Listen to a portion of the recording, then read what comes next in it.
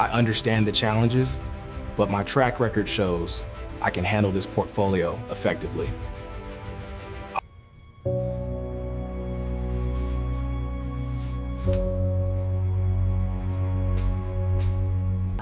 Lila froze. Her tongue caught on the words she had spoken 1,000 times before, now turned against her. Her accent, soft, melodic, foreign, was suddenly a target. Seriously, it's like, you're from another planet, another whispered, loud enough to slice through the chatter. Lila's stomach tightened. She wanted to disappear, to fold into herself like origami. Instead, she gripped her backpack straps. I'm just talking, she whispered. The girls laughed again, louder this time, circling her like predators. One shoved a textbook toward her chest. Maybe you should go back where you came from. The bell rang, but it did nothing to disperse the tension. Lila's ears burned. Every eye felt like a spotlight. She wanted to speak, to defend herself, but her voice felt small, swallowed by the room. Then, from the end of the hall, a security officer's shoes clicked. He stopped, hands on his belt, eyes narrowing at her. What's going on here? The girls straightened, faces suddenly polite. But Lila saw it, the tilt of his head, the unspoken doubt. Would he believe her? Or would this moment turn into another trap? Her heartbeat thundered. She could feel the hallway shrinking. And before she could take a breath, one girl smirked again and whispered, sharp as a knife. You gonna cry, or you gonna fight? Her stomach dropped. Lila swallowed, her hands trembling, and the officer's gaze didn't soften. The hallway felt like a cage. Cliffhanger, would he step in, or would Lila face this storm alone? The hallway buzzed like a wire about to snap. Lila's backpack straps dug into her shoulders as whispers ricocheted off lockers. Why do you even talk like that? A girl leaned close, smirk sharp as a knife. Lila's throat tightened. She swallowed. I'm just talking. The group laughed, a sharp, collective noise. One shoved a notebook into her chest. Maybe you should go back where you came from. She stumbled backward. The metal locker rattled. Heat burned her ears. Every eye felt like a spotlight. She wanted to disappear. The footsteps came then, sharp and deliberate. A security officer approached, hands on his belt. What's going on here? The girls straightened instantly, smiles fading. But his gaze lingered on Lila, scrutinizing, skeptical. They, Lila stammered. Words tangled, useless. Is this your problem, or theirs? The officer asked, tone flat. The girl who shoved her stepped forward, grin cold. No problem. Just teaching her a lesson. Lila's stomach twisted. She wanted to scream. Could he see the truth in her trembling hands? Could he see her fear? Her mind raced. One wrong word, one misstep, and it could escalate. Silence pressed in, heavy and accusing. You gonna cry, or you gonna fight? Another whispered behind her. The officer's eyes flicked between the girls, then back to Lila. He didn't move. The hallway felt smaller. Her chest tightened. Every breath was a choice, run, defend, or stay frozen. Her voice, small and fragile, finally rose. I didn't do anything. The girls snickered, leaning in closer. The officer's jaw tightened, but he said nothing. Lila felt trapped, exposed. Fear prickled along her skin. Whispers turned sharp, surrounding her like barbed wire. The bell rang. Everyone moved, but the tension didn't break. She swallowed, heart hammering. Every instinct screamed danger. And in that frozen moment, she knew, the officer might not help. Cliffhanger, would he step in, or would Lila face the storm alone? The hallway buzzed like a wire about to snap. Lila's backpack straps dug into her shoulders as whispers ricocheted off lockers. Why do you even talk like that? A girl leaned close, smirk sharp as a knife. Lila's throat tightened. She swallowed. I'm just talking. The group laughed, a sharp, collective noise. One shoved a notebook into her chest. Maybe you should go back where you came from. She stumbled backward. The metal locker rattled. Heat burned her ears. Every eye felt like a spotlight. She wanted to disappear. The footsteps came then, sharp and deliberate. A security officer approached, hands on his belt. What's going on here? The girls straightened instantly, smiles fading. But his gaze lingered on Lila, scrutinizing, skeptical. They, Lila stammered. Words tangled, useless. Is this your problem, or theirs? The officer asked, tone flat. The girl who shoved her stepped forward, grin cold. No problem. Just teaching her a lesson. Lila's stomach twisted. She wanted to scream. Could he see the truth in her trembling hands? Could he see her fear? Her mind raced. One wrong word, one misstep, and it could escalate. Silence pressed in, heavy and accusing. You gonna cry, or you gonna fight? Another whispered behind her. The officer's eyes flicked between the girls, then back to Lila. He didn't move. The hallway felt smaller. Her chest tightened.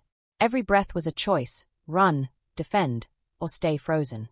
Her voice, small and fragile, finally rose. I didn't do anything. The girls snickered, leaning in closer.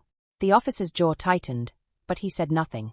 Lila felt trapped, exposed. Fear prickled along her skin. Whispers turned sharp, surrounding her like barbed wire. The bell rang. Everyone moved, but the tension didn't break. She swallowed, heart hammering. Every instinct screamed danger. And in that frozen moment, she knew the officer might not help. Cliffhanger. Would he step in, or would Lila face the storm alone? Word count, 800. White have a checkmark next steps. Once you approve this outline in Chapter 1, I can continue Chapter 2 while keeping the exact high-retention, cinematic, dialogue-heavy structure, cliffhanger, and emotional beats intact. Do you want me to proceed with Chapter 2? Continue. Perfect. We'll continue with Chapter 2 exactly following the hybrid style, dialogue-heavy, emotionally charged, with cliffhanger, and staying within your outlined structure. Chapter 2, Behind Closed Doors. Assigned word count, 850. The front door clicked shut behind Lila. The hum of the refrigerator and the faint aroma of dinner didn't ease the weight pressing against her chest. She dropped her backpack onto the floor, the zipper scraping like fingernails on glass. Lila, her mother's voice floated from the kitchen. Soft, cautious. Just hallway stuff, Lila muttered, shrugging off her coat. Her words sounded brittle even to her own ears. Her mother appeared, hands on her hips. Hallway stuff. You look like you've seen a storm. It's nothing, she said, but the lump in her throat made the lie feel heavy. Her younger brother peeked from behind the doorway. They were mean to you. His voice small. Yes, she admitted finally, voice tight. Because of how I talk. Her mother sighed, pulling her into a quick, firm hug. Don't let them steal your light. You're stronger than this. Lila nodded, but inside, a storm churned. Every whisper from the hallway replayed. Why do you even talk like that? Go back where you came from. Later, she sat at the dining table, pen in hand, notebook open. The words for her essay wouldn't come. They tangled, stuck in her mind like glue. She remembered the officer's glance, cold and uncertain. Would anyone ever truly see her?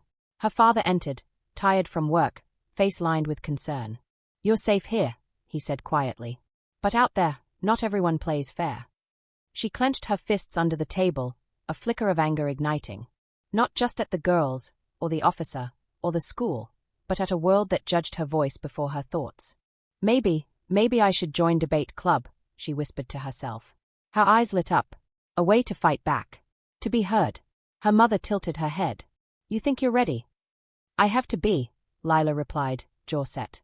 The notebook in front of her felt heavy, full of unrealized potential. Every page a chance to assert herself. That evening, whispers continued, not from the hallway, but in her own mind. You're too different. They won't listen. Why bother? She closed her eyes, imagining stepping onto a stage, commanding attention, words slicing through prejudice. A small spark of hope flared. Her phone buzzed, a text from her best friend. Hey, heard what happened. You okay? Lila stared at it. The world outside was still full of doubt and bias, but maybe, just maybe, she could turn the storm into power. The thought made her chest pound. If she could master her words, control the narrative, no one could push her down again. But even as the spark grew, fear lingered. Who would really see her worth? Could she withstand the next wave of judgment? Cliffhanger, tomorrow, she would walk back into that school. Alone, facing the same hallways, the same whispers. But this time, she was thinking of a plan. Could she survive the next storm with her voice intact? The debate room smelled faintly of polished wood and old paper. Lila clutched her notebook, palms damp, heart hammering like a drum. Chairs scraped as students whispered and shifted, sizing her up. Is she really here to debate, or just show off? A girl murmured behind her. Lila caught the glance, a mix of curiosity and dismissal. She sank into her seat, trying to shrink. But the coach's voice cut through. All right, everyone. First round, opening statements. Lila's mind raced. Breathe. Speak. Be heard. The first speaker, a senior with a smug grin, launched into her argument. Words precise, confident, polished. Then a flicker of hesitation when she glanced at Lila. And, for newcomers, remember, clarity matters. The jab stung. Not a direct insult, but Lila felt it sink like a knife. Accent. They are judging my voice, not my ideas. Her turn. She rose, gripping her notebook. Ladies and gentlemen, today I will discuss the importance of community engagement in local policy. Her words flowed, measured, clear. But she could hear the subtle sneers, the suppressed snickers. Interesting perspective, one judge said, raising an eyebrow. But are you sure your points reflect the standards we expect? Lila froze. The undercurrent was unmistakable. They weren't just evaluating logic, they were questioning her. Her identity, her voice, her presence. A teammate whispered, "You've got this." But it was barely audible over the pounding in her chest. Minutes later, a peer smirked. Cute accent. Bet it's hard to make your words land, huh? Heat rose in her cheeks, but she clenched her jaw. I'm not invisible. I will not shrink. She adjusted her stance, took a breath, and refocused. Arguments sharpened, points landed with precision. The audience stirred, whispers replaced by thoughtful nods. Yet, the micro-twist arrived just before she finished. The senior who mocked her earlier leaned over to the judge. Does she really belong here? The judge's pen hovered, eyebrow raised. Silence descended. Lila's chest tightened, every heartbeat echoing the weight of judgment.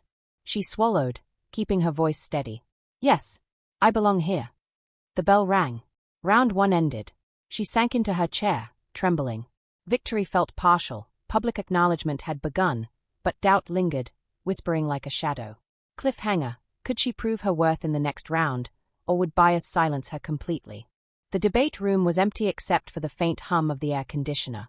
Lila sat cross-legged on the floor, notes scattered like fallen leaves. Her mentor, Ms. Rivera, leaned against the table, arms crossed. You're good, Lila, she said. But good isn't enough. They're going to look for weakness. They'll test you, hard. Lila's fingers tightened around her pen. I'm ready. Her voice faltered. I just don't want to mess up in front of everyone. Ms. Rivera stepped closer, voice soft but firm. No one can predict bias, but you can control your preparation. You have to be sharper than their doubts. The first practice round began. Lila spoke, careful, measured. But her teammate cut in. Did you mean this? Or, are you even following the topic? She froze, heat rising. Again, judged before they hear me. I am following, she said, tone firmer now. And my point stands. The teammate shrugged, unconvinced. Sure, but don't you think people might not get it? A micro-twist. Ms. Rivera cleared her throat. Ignore that. Focus on clarity, delivery, confidence. Your voice matters more than their whispers. Lila nodded, taking a deep breath. She repeated her argument, stronger, sharper, more precise.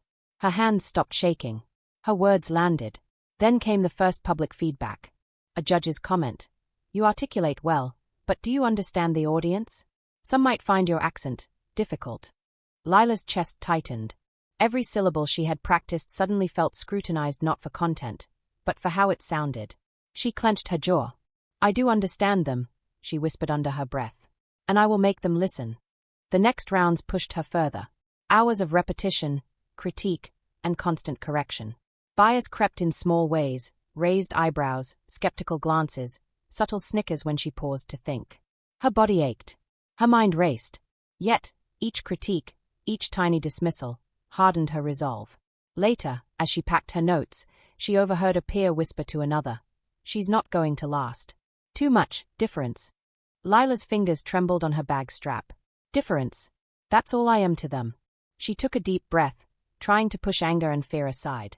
I won't let this break me. But the micro-twist hit as she turned to leave.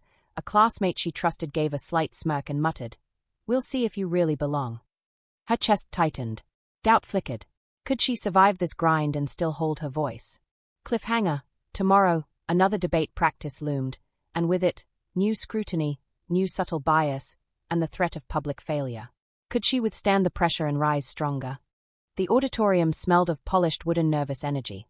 Lila gripped her notes, the paper edges sharp under her fingers. She could hear the low murmur of students, judges, and spectators settling in. Every heartbeat thudded in her chest like a drum announcing her arrival. "This is it," whispered her mentor, Ms. Rivera, brushing a strand of hair from Lila's face. "First competition. Remember, clarity, focus, confidence." Lila nodded, swallowing the lump of anxiety in her throat. She could still hear the echoes of her peers' skepticism from practice. "You're too different. Too new. Too foreign." The first speaker took the stage, flawless, confident. Words rolled out like silk, arguments polished and precise. The crowd murmured approval. Lila felt the familiar sting of comparison. Her accent, her voice, would it land the same way? "Next," the judge called. "Your turn." Lila stepped forward, shoulders square. The spotlight hit her, a warm circle cutting through the auditorium's shadows. Her mouth opened. "Ladies and gentlemen, today we explore the role of youth activism in shaping local policy." Whispers floated from the audience. Some curious, some skeptical. She ignored them, focusing on the rhythm of her words, the sharp logic behind her points. A judge frowned slightly, pen hovering. "Are you certain your argument aligns with the official debate guidelines?" The words weren't mean, but the undertone carried doubt. "Not your argument, they are doubting you." Her pulse surged, but she breathed and pressed on. "Yes, I've structured my argument carefully. Youth engagement is not just participation, it's influence. Every voice matters." A murmur passed through the audience, faint but noticeable. Some nodded. Some still leaned back, arms crossed. One student whispered, "Heh. Not bad, for her." Heat rose in Lila's cheeks. "For her. For me." She clenched her notebook tighter but kept her voice steady. Every syllable mattered. Then came a micro-twist. One of the senior competitors, who had mocked her during practice, stood in the back. He whispered something to a judge, just loud enough for her to hear. "Do we really want someone like her winning this?" Time slowed. Her stomach twisted, fear and anger mixing into a sharp, bitter cocktail. The judge didn't respond immediately, pen pausing. Silence pressed down, heavy as a boulder. Lila's throat was dry. She focused on her breathing, on the argument she had spent weeks refining. "This is bigger than them. Bigger than doubt. Bigger than fear." Her voice carried, resonant, deliberate. Every point landed, every example tied to reality. She saw some heads nod, some eyes widen. Her arguments were not invisible. She existed in every word. Then came the final rebuttal round. Another student tried a subtle dig. "Interesting points, though perhaps your examples are limited by perspective." Lila paused. Perspective. Accent. Identity. She swallowed, then replied calmly. "My perspective comes from experience and research. It is valid. It contributes to a broader understanding, not less." The audience shifted, tension humming through the room. The senior competitor's smirk faltered slightly. "She's not backing down." The bell rang for the final pause. Judges conferred. Lila sank into her chair, trembling, adrenaline flooding every nerve. Her mentor leaned down. "You did what you came to do. No one can take that from you." Yet, the micro-twist wasn't over. As she packed her notes, one judge lingered, gaze sharp. "Impressive. But remember, some may never truly listen to someone who sounds different." Her stomach churned. Different. That word again. Lila clenched her jaw, forcing herself not to respond. She couldn't let small-mindedness dismantle weeks of work. Then came the announcement. The crowd hushed. Names were read in ascending order of placement. Lila's name, not near the bottom. Not in the middle. She leaned forward, breath caught. "Third place. Second place. And first place goes to Lila Hassan." Shock hit her like a lightning bolt. The auditorium erupted, applause crashing over her. She froze, heart pounding, as the weight of disbelief lifted from her chest. She had won. She had really won. Micro-twist again. Her senior competitor's face was pale, jaw tight. Whispers swirled around him. Did she really win? How? Lila stepped forward to accept her certificate. Judges offered nods, smiles, but one of the skeptical judges lingered, frown faint, as if calculating the implications of her victory. "You've shown them, but not all of them will see." Her mentor squeezed her shoulder. "See, that's how you take space. That's how you claim it." Lila's chest heaved. Triumph coursed through her veins, but beneath it lingered fatigue, fear, and the residual sting of bias. She had won, yes, but the fight wasn't over. A reporter approached, notebook in hand. "Lila, your accent, did it affect how you were received today?" She looked at the lens of the camera, took a breath. "I wasn't ignored. I was heard. And that's what matters." Another twist, her words echoed, clear, measured. Murmurs rose in the crowd. Some skeptical faces softened. Others looked away. Change, even small, had begun. She left the stage, applause still ringing. Her backpack felt lighter. Her voice had carried, her identity intact, her argument unbroken. Yet outside, whispers awaited. Friends and strangers alike murmured opinions, judgments. Some supportive, some still tinged with bias. She realized the victory wasn't just the trophy.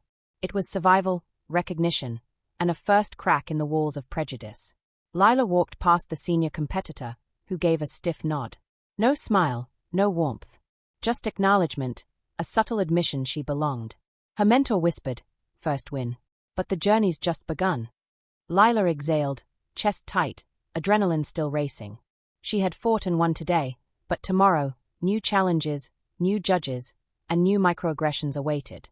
Cliffhanger, could she keep rising, keep speaking, and keep winning against a world that still questioned her right to exist?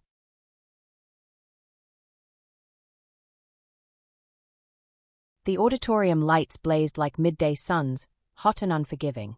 Lila's shoes tapped against the polished wood floor as she walked toward the stage, notebook clutched tight. Every heartbeat echoed in her chest, every whisper of the audience brushing against her ears. From the back, she caught the familiar skeptical gaze of her senior competitor. He smirked, arms crossed, the same challenge she'd faced in hallways and practice rooms. His whisper carried just enough to sting. "Let's see if you can handle this one." She squared her shoulders. "I can. I will." Her mentor, Ms. Rivera, caught her eye from the side stage. "Remember, your voice, your words, your truth." The judges, a mix of stern faces and neutral expressions, scanned the room. Some were familiar, those who had dismissed her in the past. Others were new, expecting brilliance but perhaps unprepared for her brilliance. The host announced the first speaker, and the debate began. Arguments were sharp, ideas polished. Some students nodded, others whispered critiques under their breath. Lila took notes, heart racing. She knew her turn would be more than a performance. It would be a test of every skill she'd honed, every ounce of confidence she had fought to build. When it was her time, she walked to the podium. The spotlight hit her squarely, casting a warm glow, but also illuminating every nervous flicker in the audience's eyes. "Ladies and gentlemen," she began, voice steady, controlled. "Today we discuss the transformative power of youth engagement in shaping local governance." A whisper from the back, "She's good, but does she really belong here?" Heat rose in her cheeks, but she pressed on, letting the words flow, sharp, precise, unwavering. She cited examples, statistics, personal observations, every sentence a brick in the wall she was building against doubt. Then a micro-twist. One judge leaned toward another, pen hovering. "Her accent, is it affecting clarity?" Lila's pulse thundered. The subtext was clear. Doubt, bias, invisibility, all wrapped into one phrase. She gritted her teeth. "Then I'll make every word count." She projected, enunciated, emphasized logic and empathy. Each phrase landed. The audience leaned forward, whispers softened into quiet admiration. Some faces still bore skepticism, but her authority grew with every word. Midway, a sneer rose from her senior competitor. "She's skilled, but nerves will betray her." Lila paused briefly, inhaling deeply. "Nerves can sharpen focus," she said softly but firmly. "They remind us that the stakes are real. They remind us that every voice matters." Murmurs of approval ran through the room. She had reframed fear as power, doubt as opportunity. A small victory, but one she needed desperately. The final rebuttal round arrived. The host called her name, spotlight blinding, silence pressing. Lila squared her shoulders and began again. Every argument she'd practiced, every nuance honed, every micro-expression considered. She faced subtle bias in the judges' frowns, audience whispers, and competitors' small smirks, but none could break her rhythm. "Your perspective is not less valid because it's different," she said, voice rising slightly. "Different enriches the discussion. It challenges assumptions. It demands attention, and it deserves respect." Heads nodded. Some shifted uncomfortably. The tension in the room was tangible, almost electric. Microtwist, the senior competitor, pale now, leaned back, lips pressed tight. She's winning, not just in points, but in presence. Then came the moment of silence before the results. The audience held their breath. Lila's hands trembled slightly, but her voice remained steady in her final remarks. She had given everything she had, channeled every ounce of tension, bias, and doubt into performance, clarity, and resilience. The host returned to the microphone, announcing placement in ascending order. Third place. Second place. Time seemed to slow. Lila's chest tightened. Every whisper from past critics, every hallway comment, every microaggression from teachers, peers, and judges flashed through her mind. This was it. The culmination. And first place. Lila Hassan. The auditorium erupted. Applause thundered, cheers ringing in her ears. Lila froze, disbelief and triumph colliding inside her chest. She had won. She had really won. Microtwist. The senior competitor's jaw tightened, eyes narrowing, the silent acknowledgement of her skill etched across his face. Some judges smiled, others still hesitant, unsure if they could openly celebrate someone they had underestimated. She stepped forward, certificate in hand, feeling the weight of every struggle she had endured, the whispered doubts, the biased glances, the invisible walls of prejudice. She had risen above them all. A reporter approached, pen poised. Your accent, do you think it affected how you were received today? Lila looked at the camera, heart steady despite adrenaline still coursing. It didn't matter. My words mattered. My perspective mattered. And today, they were heard. The microphone passed from hand to hand. Whispers circulated, some admiring, some skeptical, but one thing was clear: she had forced recognition. She had carved space where none was given.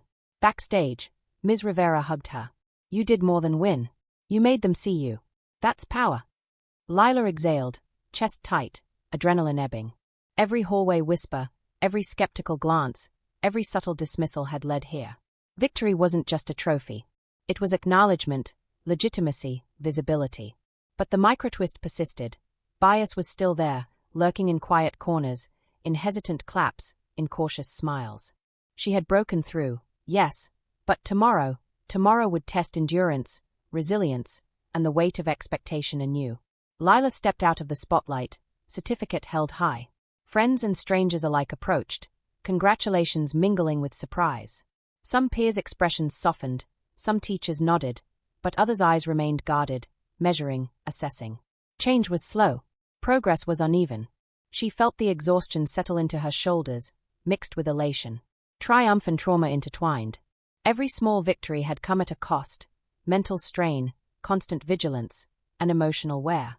But she had claimed her voice, her presence, her right to be heard. The last microtwist, a quiet smile from a judge she had feared the most. It was small, almost imperceptible, but genuine. Recognition. Validation. Even the most subtle acknowledgement carried weight after months of doubt. Cliffhanger: tomorrow, she would return to school as a champion. But whispers would not vanish. Skepticism would linger. Could Lila carry her voice, her confidence, and her resilience into the final battles of prejudice, judgment, and institutional bias? The stage had been claimed, but the war was far from over. The championship trophy gleamed under the stage lights, reflecting the months of struggle, bias, and whispered doubt. Lila's hands shook slightly as she held it, but her chest was steady, full of the quiet pride that comes after hard-won victory. Congratulations, Lila, Ms. Rivera said, voice soft, proud. You didn't just win. You made them see you. Lila exhaled, letting the adrenaline fade. The auditorium still buzzed with murmurs, some admiration, some shock, some resentment. But for the first time, the whispers couldn't diminish her. She had spoken. She had been heard. She had been seen. Backstage, the senior competitor approached, face tight, eyes downcast. You earned it, he muttered, barely above a whisper. There was no smirk, no sarcasm, just a reluctant acknowledgement. Lila nodded. Thank you, she said quietly. Even begrudging respect counts. A judge who had questioned her accent during practice approached, pen in hand. Your delivery, your argument, exceptional. I misjudged you. The words stung, not with insult, but with truth. Recognition finally. Even skeptics couldn't ignore the power of her voice. Outside the auditorium, reporters gathered. Cameras clicked. A journalist stepped forward, notebook ready.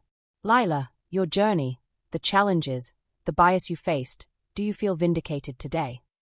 She paused, thinking of every whispered insult, every skeptical glance, every microaggression. Vindicated, she said softly, voice firm. I don't think this is about vindication. It's about visibility.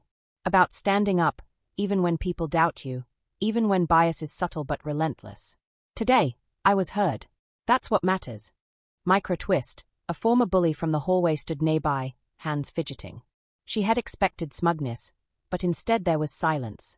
No comment. No mocking.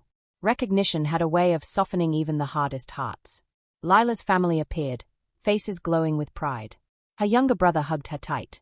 I knew you could do it, he whispered. Her mother's eyes shimmered. You've carried so much, and yet here you are. Strong, proud, and undefeated. Her father added quietly. And you've shown that prejudice, no matter how persistent, can't erase skill, courage, or determination. Lila exhaled, letting the warmth of family and triumph settle around her. But she also felt the cost, the months of stress, doubt, and emotional exhaustion. Victory was sweet, but heavy. The next day at school, the hallways were quieter, but the atmosphere had shifted. Some peers approached with hesitant smiles. Teachers lingered, nodding in acknowledgement. The bullies avoided eye contact. Microaggressions hadn't vanished entirely, but their power had weakened. Lila had changed the equation. During class, one of the skeptical teachers spoke up. Lila, your performance yesterday was exemplary. It's clear that assumptions based on appearance, background, or accent can be misleading. Thank you for showing us the truth. Lila's chest tightened. Recognition, public acknowledgement. Finally, bias was challenged, exposed, and corrected, at least partially. Later, a school assembly was called. Administrators acknowledged the debate results and commended Lila. Subtle but meaningful reforms were hinted at: mentorship programs, sensitivity training, and discussions about microaggressions. Institutional bias could not erase months of determination, but small steps toward accountability were being taken. Even the bullies faced consequences, not harsh punishment, but public acknowledgement and subtle institutional accountability. They would have to confront their behavior, rethink their assumptions, and perhaps, over time, unlearn their prejudice.